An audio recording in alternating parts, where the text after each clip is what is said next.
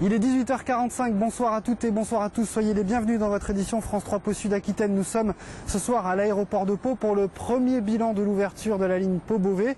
Nous reviendrons sur la défaite hier soir de l'élan béarnais à Aix-Maurienne. Il faudra jouer donc un troisième match. Mais avant, direction le quartier du Hédas à Pau. Avait lieu aujourd'hui la reconstitution du meurtre de ce jeune homme de 25 ans tué en novembre 2009. Élise Descartes, Eric Fossac. Une animation inhabituelle pour cette rue du quartier du Hédas. Des policiers, des avocats, une juge d'instruction, des témoins et le principal suspect dans le meurtre de Jonathan Laurent. Une reconstitution pour tenter de savoir ce qui s'est exactement passé ce 24 novembre vers 23 h. Dans un appartement au 4e étage de cette résidence, une partie de poker arrosée a dégénéré et s'est soldée par la mort d'un jeune homme de 25 ans frappé de 3 coups de couteau. Le meurtrier présumé, un père de famille de 35 ans, a reconnu les faits mais répète avoir voulu se protéger face au comportement agressif de la victime. Élément important de l'instruction, cette reconstitution aura permis de confronter sur les lieux tous les protagonistes de cette soirée dramatique. L'affaire René Marquez est terminée. Ce chasseur qui avait tué l'ours Cannelle a été définitivement condamné par la Cour de cassation à payer 10 000 € de dommages et intérêts à des associations de défense de l'environnement. Dans ce dossier, René Marquez avait été relaxé sur le plan pénal. Il y a tout juste un mois, l'aéroport de Pau inaugurait la ligne Pau-Beauvais et le succès est déjà au rendez-vous. Un reportage sur des images de Benoît Braco. C'était il y a un mois. Le premier avion en provenance de Beauvais se posait sur le tarmac de l'aéroport de Pau-Usin. Aujourd'hui, le tout premier bilan est plutôt bon. Avec 4 allers-retours par semaine, la nouvelle liaison de Ryanair part sur de bonnes bases. Elle a en un mois rattrapé les lignes traditionnelles de Ryanair qui sont Londres et Charleroi et qui marchaient déjà très bien. Et effectivement, on a tous les jours 150 passagers par jour qui nous arrivent sur Pau. Avec un potentiel de 40 000 passagers par an, la nouvelle ligne à bas prix de la compagnie irlandaise était vécue comme une nouvelle concurrence pour les Pau-Paris d'Air France. Visiblement, il n'en est rien. On constate aujourd'hui que, y compris parmi le public palois, ce sont des gens qui n'ont pas l'habitude de l'avion, qui éprouvent quelques difficultés au niveau du passage du filtre police, des choses comme ça. Ils ne savent pas où mettre leurs valises, ça passe ceci, ça passe. Donc on voit bien que c'est des gens qui ne sont pas les habitués habituels des vols Air France, et donc c'est vraiment un marché complémentaire. Avec maintenant 3 destinations, la compagnie irlandaise devrait apporter plus de 100 000 passagers à l'aéroport de Pau tous les ans. Vous avez certainement dû entendre parler de la sortie de cette dalle numérique lancée par un géant de l'informatique américain. Eh bien, une entreprise informatique de Pau vient de créer une application destinée au monde médical. Cette application est en ce moment testée au centre de dialyse d'Arécy. C'est un reportage sur des images d'Eric Fossac.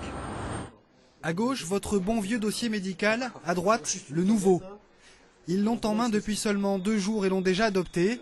Désormais, ici dans ce centre de dialyse, avec cette dalle numérique, le dossier du patient est consulté, modifié en temps réel au pied du lit du patient.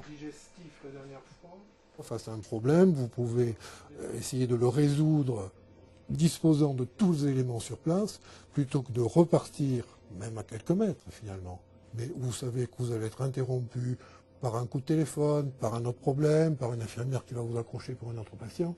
Donc pouvoir se concentrer, avoir une concentration extrême sur le problème posé par le patient, oui, ça c'est important. Une personne dialysée passe en moyenne 15 heures par semaine dans ce type d'établissement. Alors ce nouveau confort, ce gain de temps ne sont pas un luxe. Pour les professionnels de la santé, ce nouvel outil a d'autres avantages. C'est une dalle lisible, on peut agrandir, on peut réduire, on peut chercher, on a l'information immédiate. Et en plus pour le nettoyage, la désinfection, tous ces petits soucis que l'on connaît dans nos métiers de la santé, nettoyage du clavier, eh bien, on voit tout de suite qu'une chiffonnette essuie la dalle. Et ça c'est aussi c'est un petit détail qui a son importance pour nous. Encore en test, l'application Dialogie sera lancée en septembre et c'est ici à Pau, dans cette petite entreprise de développement informatique qu'elle est née. Il aura fallu plus de 2 ans de travail pour répondre aux exigences des médecins. C'est d'essayer de se rapprocher le plus d'une application simple d'utilisation pour pas qu'ils aient besoin de naviguer partout dans l'application, qu'ils aient l'information en 3 clics maximum, accès à toutes les informations en 3 clics. Bientôt, la dalle numérique accompagnera les plateaux repas ou les services d'entretien. Un médecin assis derrière un ordinateur, cette image fait déjà partie du passé. L'heure est à la préparation des commandes du lendemain pour ce nouveau patron d'entreprise. Depuis 2 mois, il a repris cette société de négoce de fleurs. Une nouvelle vie pour lui après une carrière comme salarié. L'opération Fête de la création et reprise d'entreprise, organisée par la Chambre de commerce de Pau, lui a permis de trouver le soutien nécessaire pour réussir. On pense que de reprendre une entreprise, c'est très facile, il suffit de signer un chèque et on reprend. Et en fin de compte, il y a beaucoup de démarches, beaucoup de problèmes, d'administration, administratif, fiscal, comptable, à résoudre avant de dire bon ça y est, on y va, on fonce.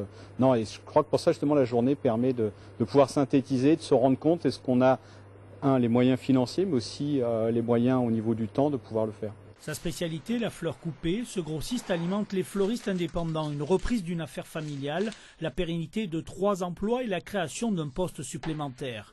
Un exemple pour la journée de la création d'entreprise. Mardi prochain, tous les professionnels accueilleront les futurs entrepreneurs. Le parrain de l'opération est un créateur d'entreprise qui a réussi. J'ai démarré il y a 33 ans, tout seul. Aujourd'hui, je fais 2000 payes tous les mois. Donc, je pense que je suis un bon exemple dans la région pour montrer qu'on peut y croire tout en étant autodidacte et n'ayant pas fait trop d'études. Plus 13% en une année en Béarn pour la création d'entreprises. Chaque année, cette journée de la création permet d'accueillir plusieurs centaines de candidats.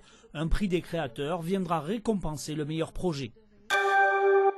Elle sera bientôt entièrement refaite de l'intérieur. Une remise à niveau technologique complète pour cette centrale hydroélectrique, capable de fournir, quand sa turbine tournera, 40 000 habitants en électricité.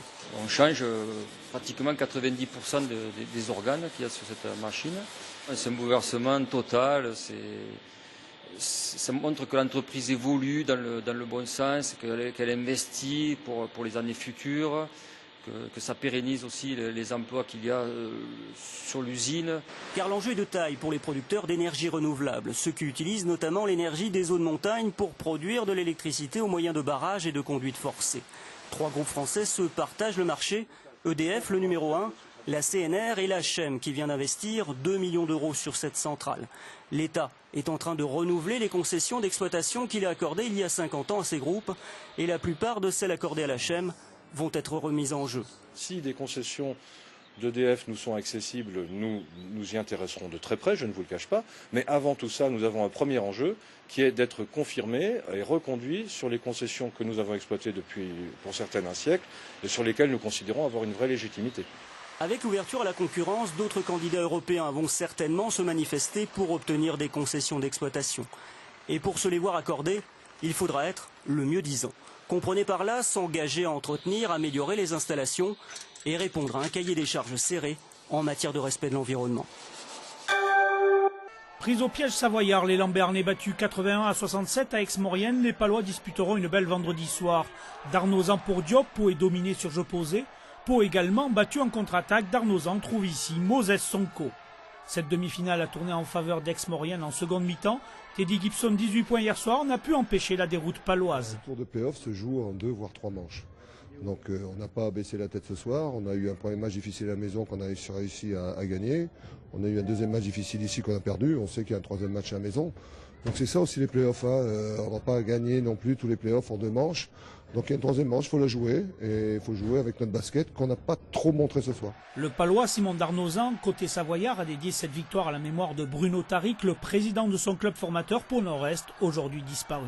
Un joueur d'Aix-Maurienne qui sera vendredi au Palais pour jouer une place en finale de Pro B. C'est la fin de cette édition, merci de votre fidélité. Vous pouvez nous retrouver sur notre site aquitaine.france3.fr. Tout de suite votre météo suivi du journal régional. Excellente soirée à toutes et à tous, à demain. France 3 vous présente la météo avec Nordnet.com, Internet haut débit par satellite, même sans ADSL.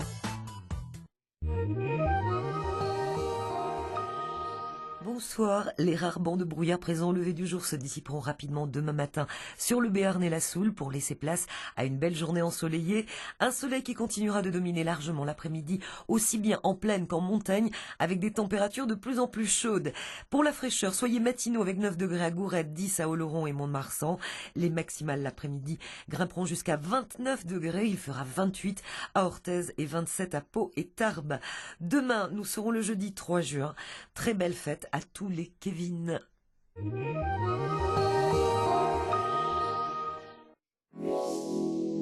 France Troyes vous a présenté la météo. Avec Nornet.com, Internet haut débit par satellite, même sans ADSL.